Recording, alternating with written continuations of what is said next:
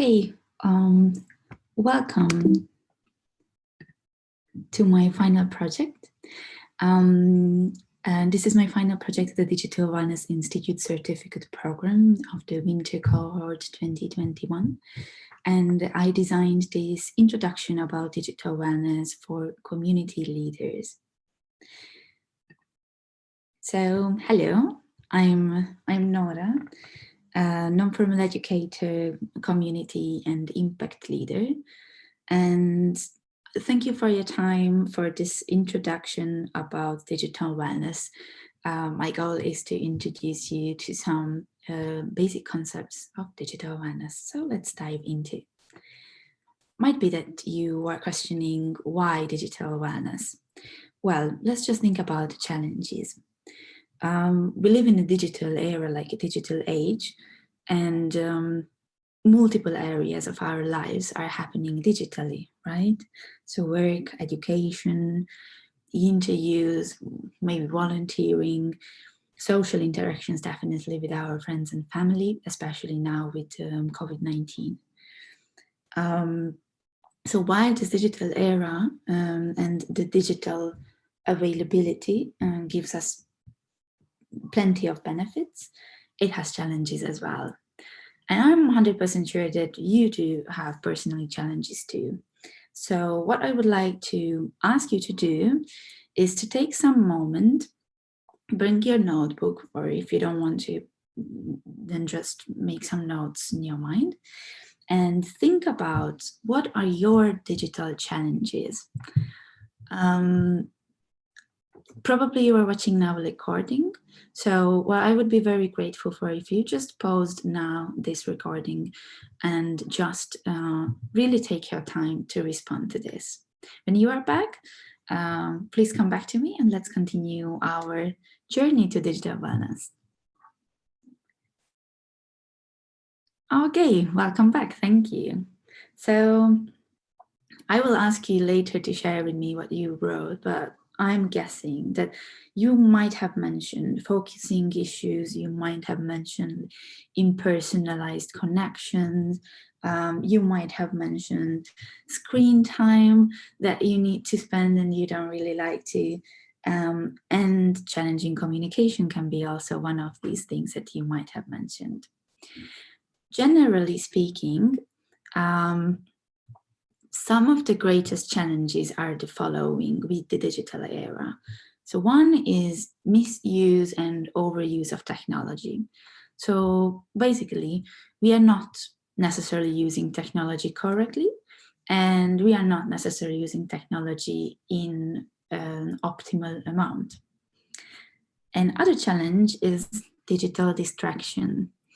I don't think I need to talk about it right now more. I'm sure you have an intuition about what digital distraction might mean in terms of notifications, emails, phone calls, also while you are just trying to do something digitally, but your physical environment is distracting you, all relates to this one. So let me show you also some numbers to understand this a tiny bit better, like the challenges that we are facing with the digital age. So between like 2019 and 2020, we can observe an increase of 46% in terms of connected device usage, 300% of increase in terms of searches on Google about how to focus at work, and a 30% increase of screen time, which is, by the way, recently, so in end of 2020, the average screen time per day per person is 13 hours, which is insane, according to me. What other numbers we know? So we know that 4.4 billion people do use smartphones all around the globe, and 70% of them, which means a bit more than 3 billion people, do acknowledge that they they have struggles by expressing that they do need help with digital wellness. It's an overwhelming number. Although it's very great to hear also that more than 30% of them have already taken some sort of action, such as digital detox, for example. So while this global issue needs to be raised and ruled on policy levels in different countries, on our level, we as community leaders, we need to role model how to lead changes in order to achieve digital wellness in our lives and also help to do the same in our communities. So in the digital existence, our goal is to normalize the joys and challenges of technology and to create and sustain healthy tech behaviors and boundaries. So basically, our goal is to reach an optimal level of digital wellness. Okay, so what is digital wellness? Let me introduce you to 3 different concepts or basic ideas so that we can understand this a tiny bit better. So I would like to talk about digital well-being, digital wellness, and digital flourishing. So digital well-being is the optimum state of health, personal fulfillment, and interpersonal satisfaction that one can achieve while using technology. Digital well-being is also a movement that is concerned about the time that we spend in front of the screen. At the same time, digital wellness is a way of life promoting optimal health and well-being while using technology.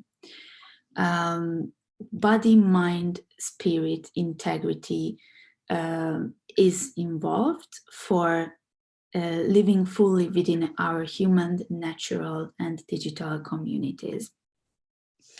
And digital flourishing is basically a tool, a solution-oriented, mindful approach to digital technology usage that supports our thriving in the different areas of life. It also empowers us to take advantages of benefits of technology while also avoiding the associated harms of it. What you can see here is the digital flourishing wheel. You can interpret it as a map of digital wellness concepts that the Digital Wellness Institute created, since digital wellness will show up differently for each person. The wheel, as you see, is an 8-spoke wheel and addresses the 8 elements needed for flourishing in the digital age. Each one is broken into subcategories so that we can have like deeper reflection about each topic. So these 8 elements, these 8 main domains are productivity, environment, communication, relationship, mental health, physical health, quantified self, and digital citizenship. So I don't want to go into too much details now. What I would love to is just to have like a basic understanding of what each domain stands for. So just to share with you, flourishing in productivity means a high level of focus, low level of interruption, low level of multitasking, and work-life balance. The environment domain stands for clean digital spaces, optimal, healthy physical workspaces around us. Communication, flourishing in communication in digital terms means a socially responsible, positive culture-based, self-regulated, ethical communication. In terms of relationships in digital era, we aim for uninterrupted offline connections and high online social support. In terms of mental health, we mean mindful behavior, controlled and intentional use of digital devices, applications, and social media. What physical health say is a high body awareness related to technology use. Quantified style implies a high level of tech-enabled health and technology-enabled care. And digital citizenship stands for online safety and civility, privacy, netiquette, and information literacy. So as I mentioned to you, my intention is not to talk about everything today because first, it's impossible. Second, this is not the first time, and not the last time that we will talk about digital wellness and its beauties. I would like to highlight two domains that I think that can be crucial in terms of our work as community leaders. And these two are communication and digital citizenship. It's obviously just my own interpretation that I find these two the most relevant. Let's see what they stand for. Still, we will not go too deep, but I will give you some basic ideas about communication and digital citizenship in terms of digital flourishing. So let's start with communication. So as a reminder, when someone is flourishing in digital communication, it means that has a communication that is ethical, self-regulated, it's based on positive culture, and it's socially responsible. In order to achieve that,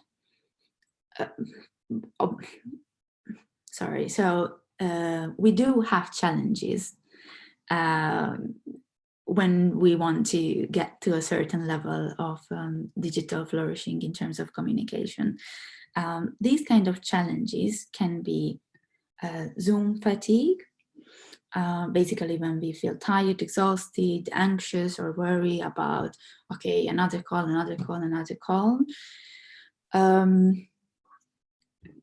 Digital filter can be also like a great challenge.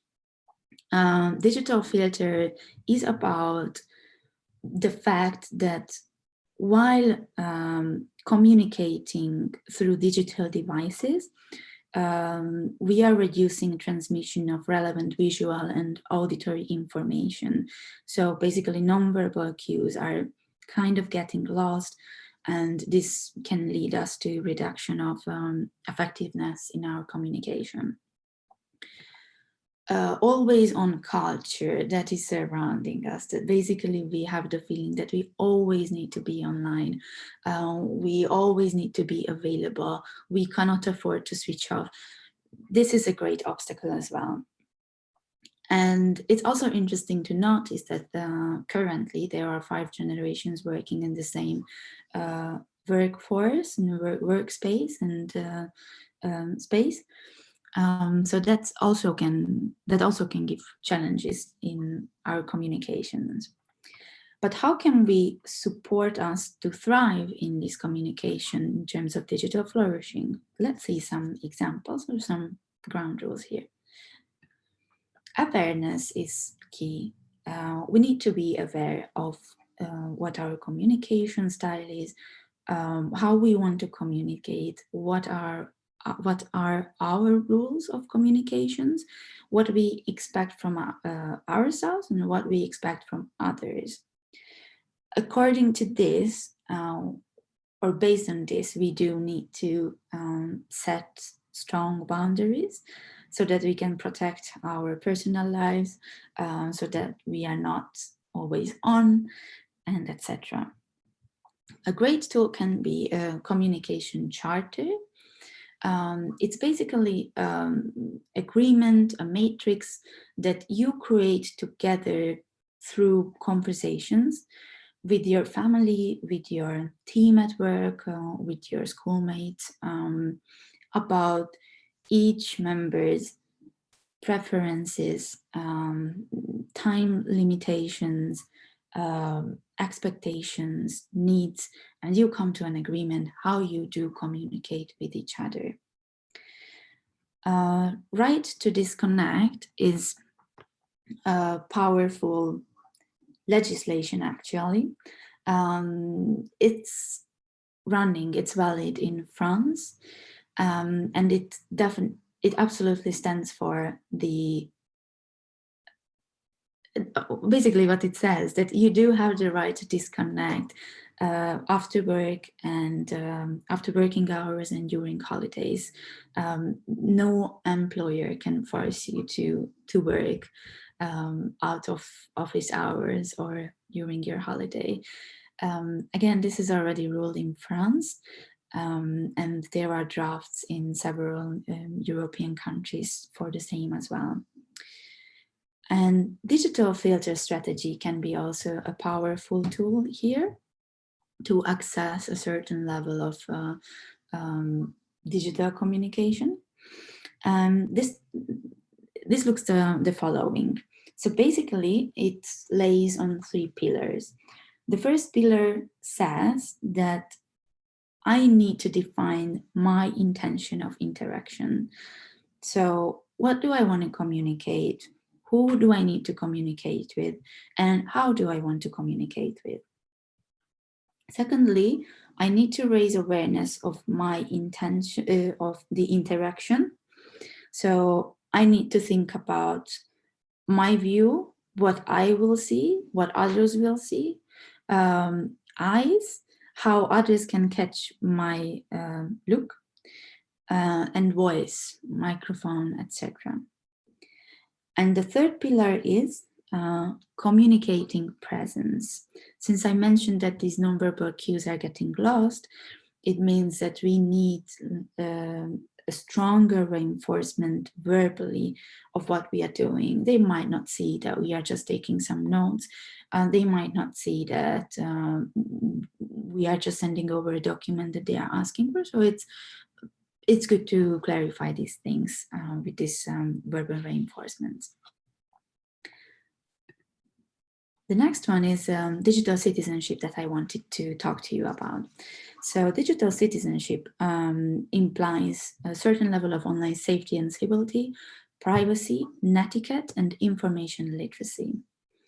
So some of the challenges within digital citizenship are, for example, data surveillance, which is the surveillance of private information online. We have lack of information about our digital footprint many times. Digital footprint is the trail of our online behaviors and personal information that we leave on the internet, and it's out there. Privacy paradox can be also a tricky thing. Privacy paradox stands for basically that we do know that privacy is important, we value our privacy, but we just don't act upon it. We don't take actions to protect our privacy or to share less online, for example. Media bubbles can give struggles also. Media bubbles are selective exposure to digital content that you already agree with, and that leads you to additional content with views, values, and perspective you already agree with. So basically, due to some algorithms, you will always get like similar content or content with similar views or perspective and values, which can create like these bubbles, so you will not see a whole picture. Another danger is the single story, which is a selective repetition of one story of a people, place, or situation. So what it means that it's like a kind of generalization of one person or one story to a whole group of people, which obviously can again shape a bit the truth. So what can support us in order to flourish in digital citizenship? We can and should raise awareness again. We actually can also plan our digital footprint. We can have a talk to ourselves and think about what do we want to leave behind. It's something similar to the ecological footprint. We don't want to make a mess, right? we need to make an agreement with ourselves. What are our values and what we want to have out there in the internet about us. Digital safe spaces are something that we are responsible for creating digital safe spaces. These should be created based on ethical practices, so basically with ethical ground rules. These digital safe spaces should provide space for counter stories for single stories, that are more diverse stories, showing like more perspective, more views, to balance out the single story and show that there is not only one single story. And in our communities, in these digital safe spaces, we might embrace also Ubuntu. I learned this term and I very much like it. It stands for I am because we are. It's a word in South Africa, and it represents the collective humanity, shared values, and community support. And we can create also space for digital activism, which are digital campaigns led in an ethical way, hopefully in an ethical way. Well, we are responsible for that. At least our digital campaigns are ethical. Yes. So basically, we saw that in case of these two domains, one of the fundamental actions that we can do is raising awareness. It's something that can support us to identify our strengths, weaknesses, and to help see what our learning path is here. It's the same with the other domains actually as well. When we talk about awareness, we mean self-awareness and other awareness as well. It's really the ground base for any changes. Mindfulness is a great way to raise awareness.